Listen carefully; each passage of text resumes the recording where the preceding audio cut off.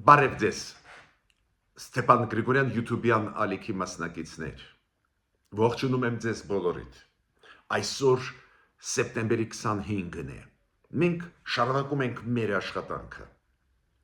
լուրջ են զարգացումները գնում աշխարհում, նաև մեր տարածաշրջանում, նաև Հայաստանի շուրջ, ուրեմն պետք է շարունակենք ակտիվ աշխատենք, ես շատ շնորհակալ եմ ձեզ բոլորիդ, որ բաժանորդագրվում եք, լայքում եք, տարածում եք մեր նյութերը, կիսվում եք, շատ շնորհակալ եմ ձեզ, դա անհրաժեշտ է այդ աշխատանքը, նայեք, այսօր մենք կխոսենք երկու գլխավոր թեմաներից,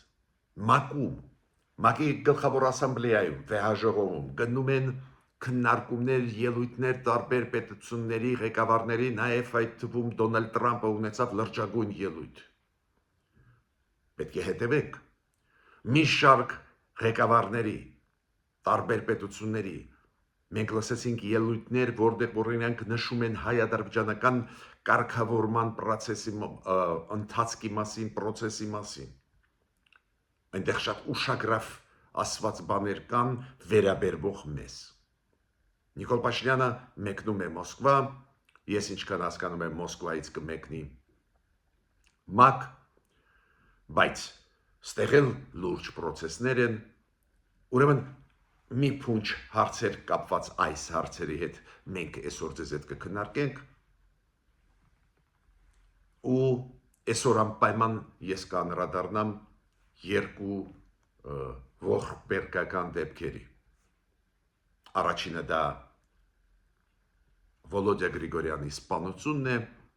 մարդուն, որը ընտրված էր այս տարվա մարտ ամսին Փարաքար համայնքի ղեկավար, այդ սպանության ժամանակ նաև սպանվեց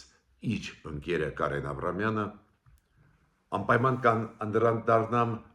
ու մի քանի խոսք ասեմ այն դեպքի մասին, որը կատարվեց Սանկտ Պետերբուրգում, մեր գլխավոր հյուպատոսության շենքում, այնտեղ մահացած գտան Բորիս Ավագյանին, դա ինքնասպանություն է դեռ պարզ չի,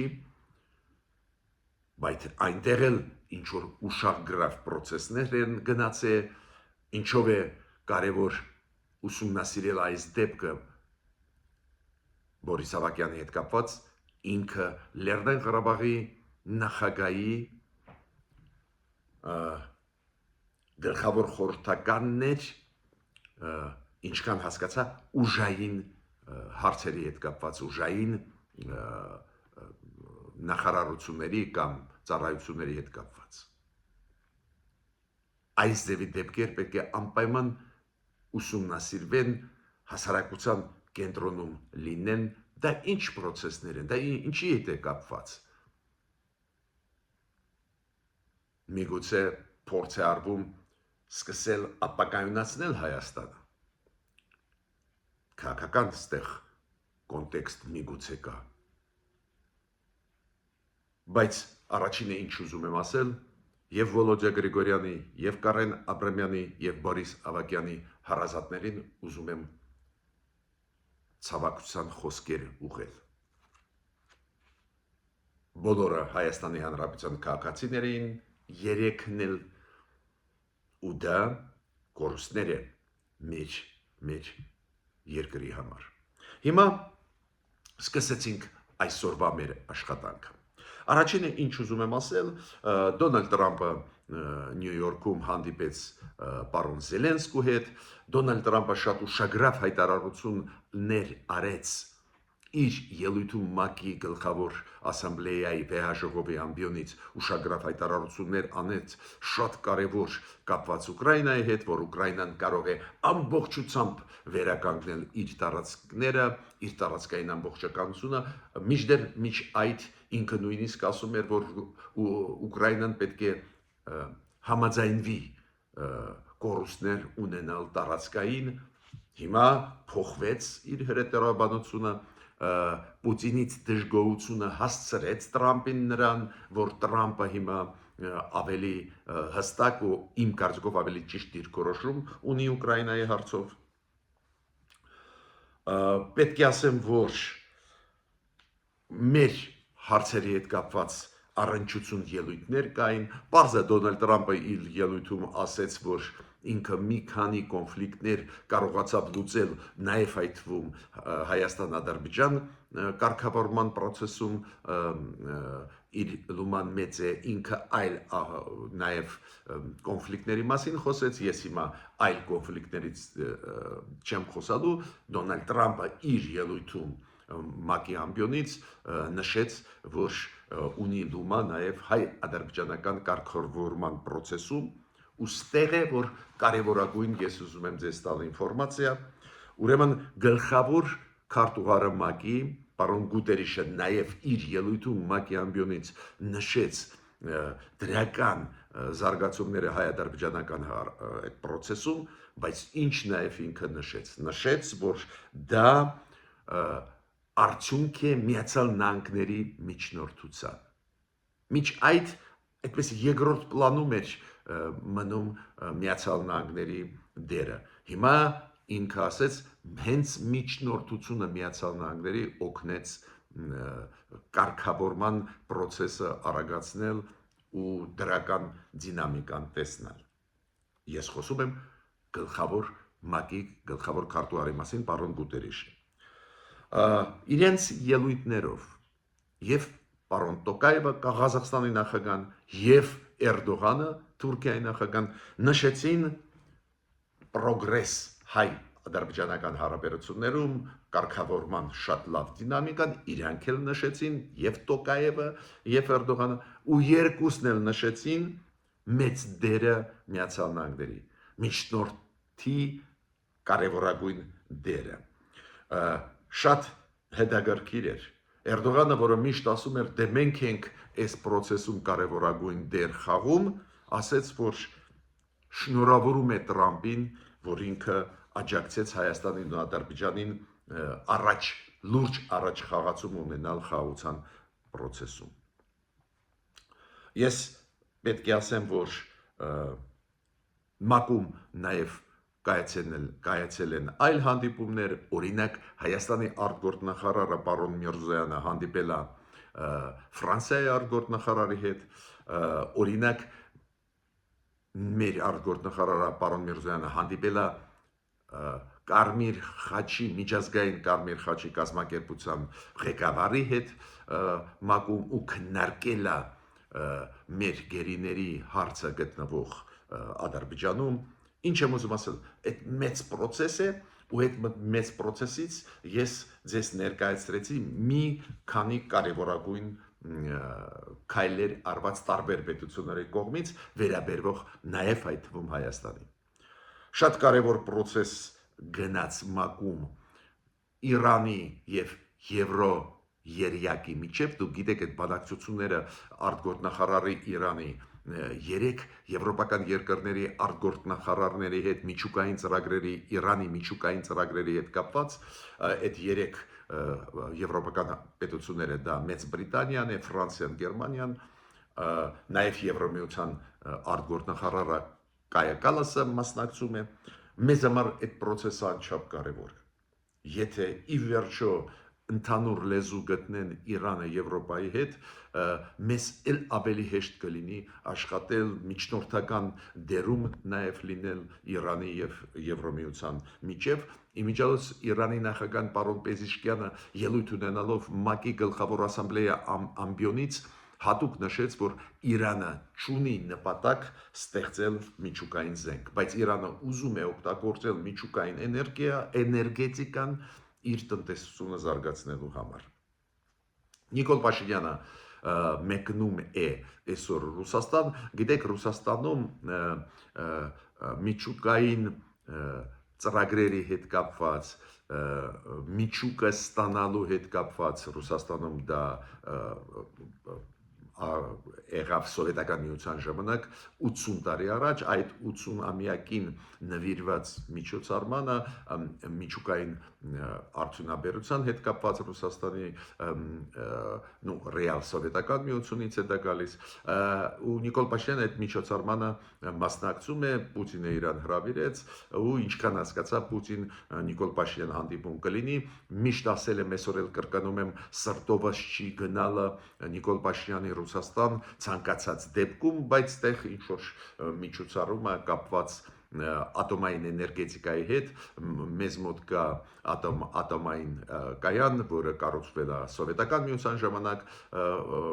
ռուսական կամ սովետական միության համակարգերի կամ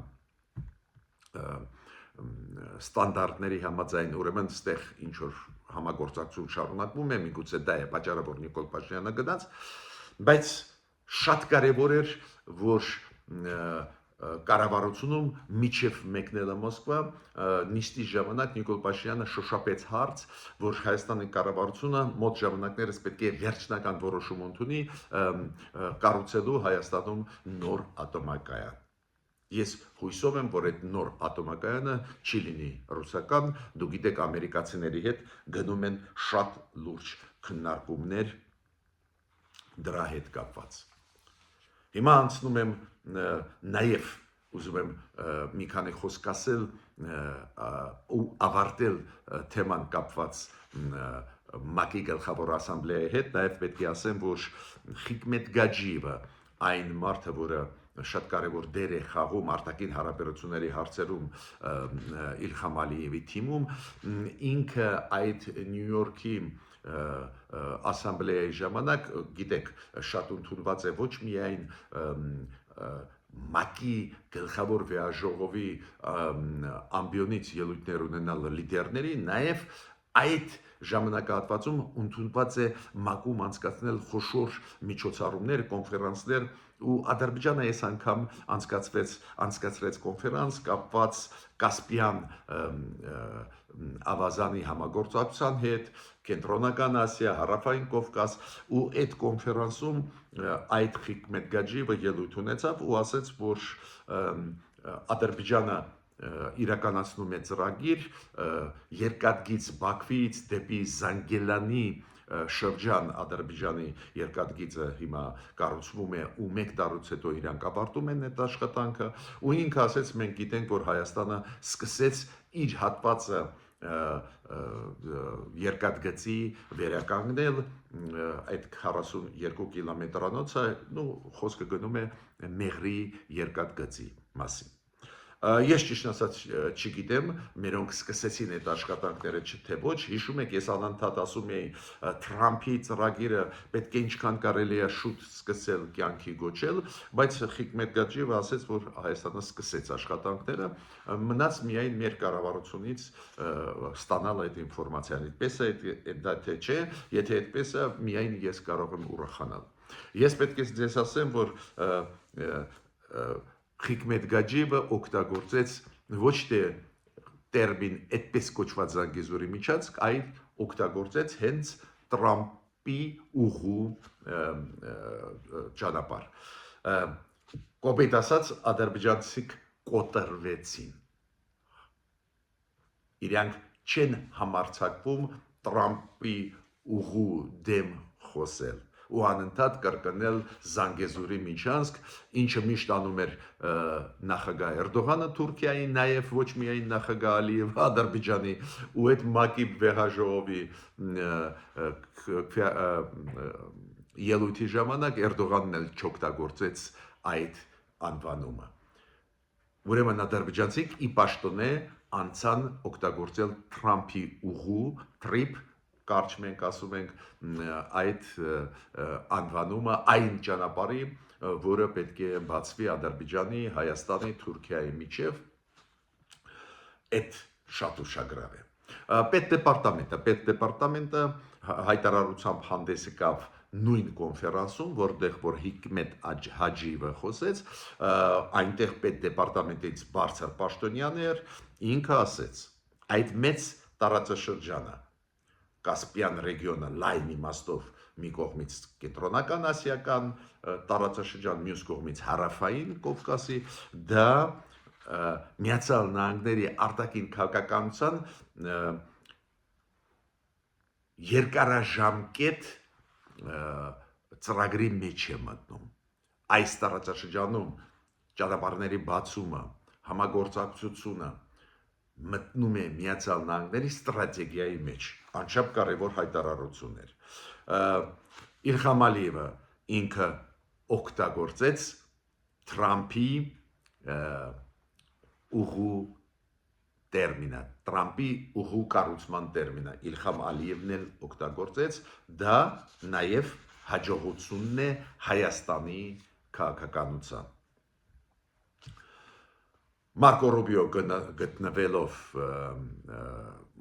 ՄԱԿ-ում, այդ գլխավոր ասամբլեայում ինքն էլ տարբեր արիքներով հիմա այս օրերին նորից խոսեց նրա մասին, որ Միացյալ Նահանգների նախագահ Դոնալդ Թրամփը մեծ դեր խաղաց, որ լուծվում է հայ-ադրբեջանական այս խաղաղության process-ը դրական ուղով գնում է։ Անչափ կարևոր զարգացումներ, նորից կրկնում են մեծ արդյունք Ադրբեջանը սկսեց օգտագործել Թրամփի ուղու տերմինը, այլ ոչ թե նախկինում օգտագործված այդպես կոչված Զանգեզուրի միջանցք։ Դա նաև Հայաստանի արտաքին քաղաքականության հաջողություն է։ Պարզ է, այստեղ դերը Միացյալ Նահանգների գլխավորն է, որոշիչ է, բայց ճիշտ աշխատանքը Միացյալ Նահանգներին բերելը տարածաշրջան, այս աշխատանքը բերեց նրան, որ հիմա այն ճանապարհները, որոնք կբացվեն, Նախիջևան, Հայաստան, Ադրբեջան, գումարած Թուրքիա, այլ ռեգիոններ, այս ճանապարհի անվանումը կլինի Թրամփի ուղու անվանում։ Հիմա անցնում եմ ամենածանր թեմային ինձ համար, իրոք շատ վատ է, որ մեզ մոտ կարող են այս ձևի լկտի սպանել հանրային դեմքերին։ Ուրեմն բոլորդ գիտեք, որ սեպտեմբերի 23-ին ուշ գիշերը, ռեալ գիշերը սկսվեց 11:50 էր, 10 րոպե մնում էր մինչև գիշերվա սկսումը, կոպիտ ասած ուշ երեկոյան, շատ ուշ երեկոյան իր բակում սպանվեց Վալոդիա Գրիգորյանը, Փարաքարի համայնքի ղեկավարը, որը մի քանի ամիս առաջ ընտրվել էր ժողովրդի կողմից։ Ինքը, դուք գիտեք, ներկայացնում է ապրելու երկիր կուսակցություն, ինքը ընդդիմադիր համայնքի ղեկավար, փաստորեն ընդդիմադիրը ընտրվեց ժողովրդի կողմից, բայց ամենակարևորը ինքը ընտրված է ժողովրդի կողմից։ Ու այս ձևի հանրային դեմքին պարզվում է կարող են սպանել Հայաստանում իր բակում։ Այդպես ստացվեց, որ ինքը իր ընկերոջ հետ էր, Կարեն Աբրամյանի հետ, ու էլի երկրորդ ընկերոջ հետ, Կարեն Աբրամյանն էլ, որը ոստիկանության աշխատողն է, ինքն էլ սպանվեց։ Անկեղծ ասած, շատ վատ լուրեր, չեմ ուզում ձեզանից թաքցնել։ Պարզ է, ցավակցում եմ հարազատներին, այս մեր երկու քաղաքացիների Հայաստանի Հանրապետության, ցավակցում եմ, բայց չեմ կարող այսօր այդ թեմայով չխոսել։ Պարզ է, որ իշխանությունները շարժվեցին, նախարարից սկսած, բոլորը այնտեղ էին, շարունակվում է ինչ-որ քննչական գործողություններ, իշխանությունները անում են հայտարարություններ, նաև արեց խիստ հայտարարություն Նիկոլ Փաշինյանը, վարչապետը, բայց չեմ ուզում թաքցնել ձեզանից, շատ վատ է, որ մեզ մոտ դիմակավորված մարդը ձեռքում պահած ինքնաձիգ կարող է սպանել հրապարակային մարդկանց, ժողովրդի կողմից ընտրված։ Այդ ընդհանրապես վատ է։ Վատ է ցանկացած երկրի համար, ցանկացած երկրի պատվի համար։ Ինձ համար նշանակություն չունի Վալոդիա Գրիգորյանը ինչ հայացքներ ունել։ Ինքը հրապարակային դեմք է, հանրային դեմք է, ինքը ընտրված էր։ Բավական լկտի ձևով գործողություններ ծավալվեցին, դիմակավորված մարդը կրակեց, հետո մի քանի վայրկյան հետո նորից վերադարձավ այդ տեղը, այդ որ ասում են կոնտրոլնի վիստրել, այդ էլ կրակեց։ Ցավով եմ դա ասում, ինչքան ծանր է հարազատներին պատկերացնում եմ, բայց պետք է անպայման ուսումնասիրել, հույսով եմ, որ հասկանում են լրջությունը իշխանությունների։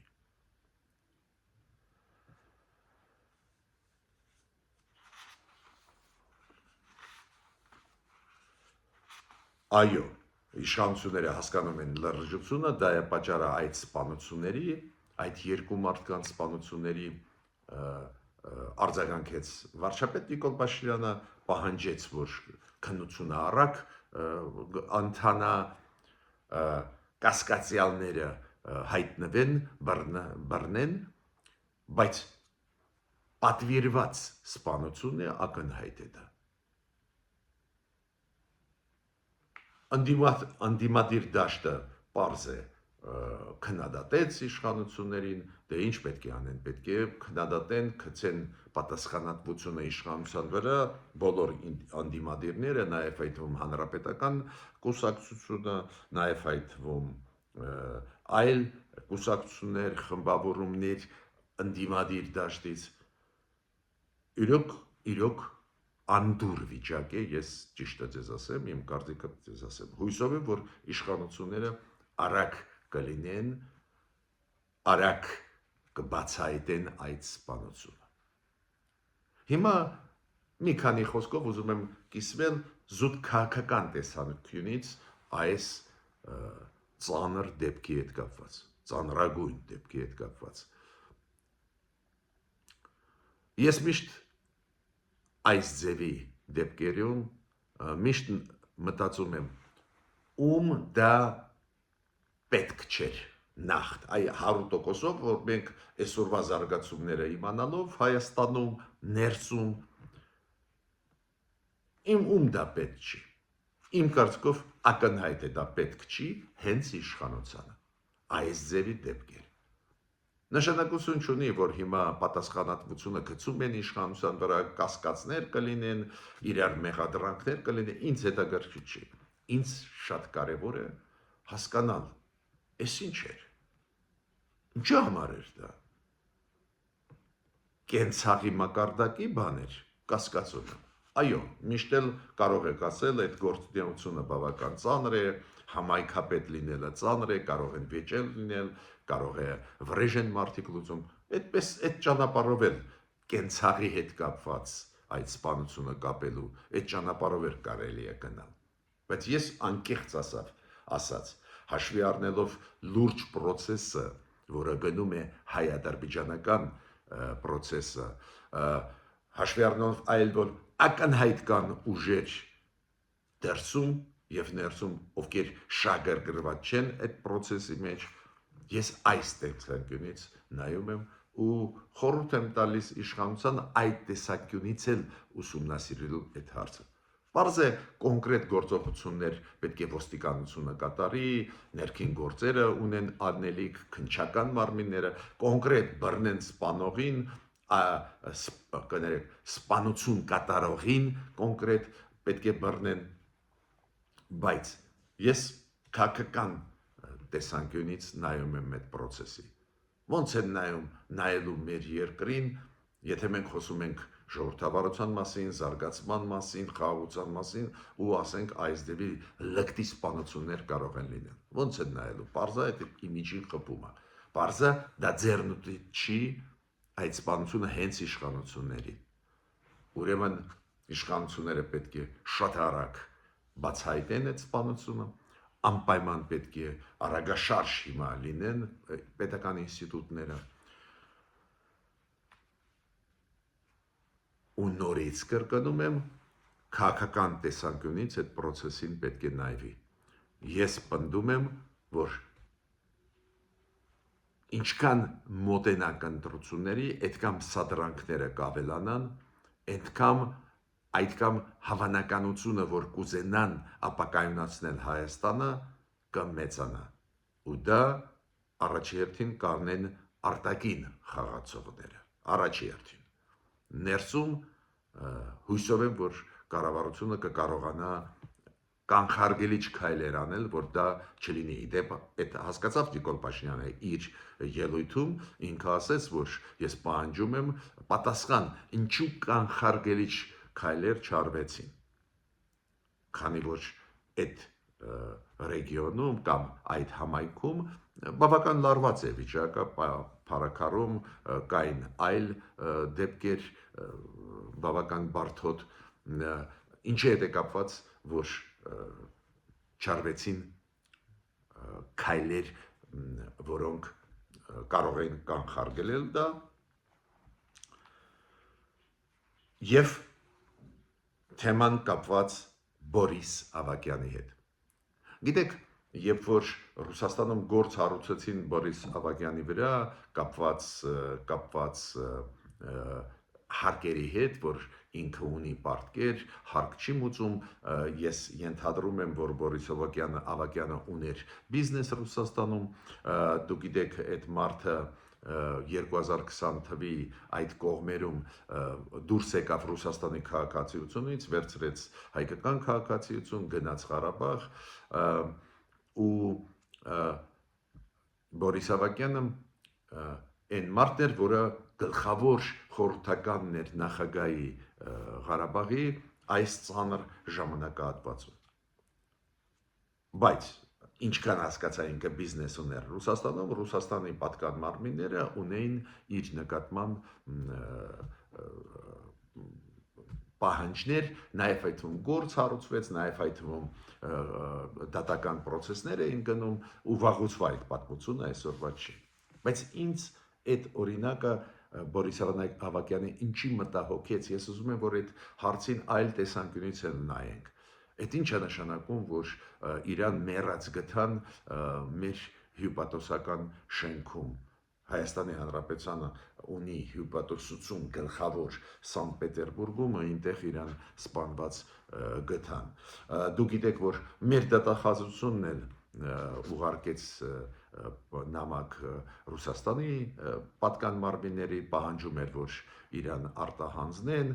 քանի որ ինքը Հայաստանի Հանրապետության քաղաքացի է, նաև ինքը ինչ-որ դատական process-ներում գնում էր Ռուսաստանում, բայց այս պատմության մեջ ես չեմ ուզում մտնել, մենք քննիչ չենք ձեզ հետ։ Ես միայն մեկ բան եմ ստեղ տեսնում, որը պետք է դաս լինի բոլորիս համար ու առաջերտին Արցախահայության համար։ Այո, այսօր մտնել Ռուսաստան Արցախահայության տղամարդկանց համար դա ռիսկային է։ Ռուսաստանը բարդ վիճակում է, Ռուսաստանում խստացվում են օրենքներ, տարբեր, նաև կապված այլ երկրների քաղաքացիների հետ, միգրանտների նկատմամբ ծանր վերաբերմունքը, էդ էլ հաշվի առնելով, որ ծանրագույն պատերազմ էր 2020 թվի, էդ էլ հաշվի առնելով, որ կարող է Ադրբեջանը իր խողովակներով Ռուսաստանի ներսում առանձին Ղարաբաղի ծագում ունեցող հայերի նկատմամբ ուզում է վրեժ լուծել, գիտեք, ամեն ինչ բացատրել, ոնց որ զարմանում ես, էլի, որ ասենք, ես պետք է հիմա բացատրեմ Արցախահայության, որ տղամարդիկ չպետք է մտնել Ռուսաստան, վտանգավոր է իրանց համար։ Տեսեք, ես չգիտեմ, այս մարդը, Բորիս Ավագյանը, ինքնասպանություն արեց, թե սպանեցին, չեմ կարող ասել, ես քննիչ չեմ, ես Ռուսաստանում էլ գտնվում, չեմ գտնվում, ստեղ եմ գտնվում։ Դատապաշտպանը Բորիս Ավագյանը ասում է, բացառվում է, այդ ուրիշ տիպի մարդ է, կյանք սիրող մարդ է, ակտիվ մարդ է, չի պետք է ինքնասպանություն։ Բայց ես այլ տեսանկյունից, նորից քաղաքական, ոչ թե քրեական տեսանկյունից, քաղաքական տեսանկյունից նայում եմ։ Իմաստ ունի հիմա տղամարդկանց Ղարաբաղի արցախցիների մտնել Ռուսաստան, որտեղ որ բավական բարդ է վիճակը, պատերազմի մեջ է այդ երկիրը Ուկրաինայի դեմ, այնտեղ բարդ վերաբերմունք տղամարդկանց նկատմամբ, բոլորին բանակ են տանում, նշանակություն չունի ինքը քաղաքացի է, քաղաքացի չի, հաշվի առնելով Ադրբեջանի վրեժ լուծելու ցանկությունը։ Ուրեմն մտածելու բաներ մենք ունենք։ Ես ավարտեցի իմ ելույթը, մինչ նոր հանդիպումներ։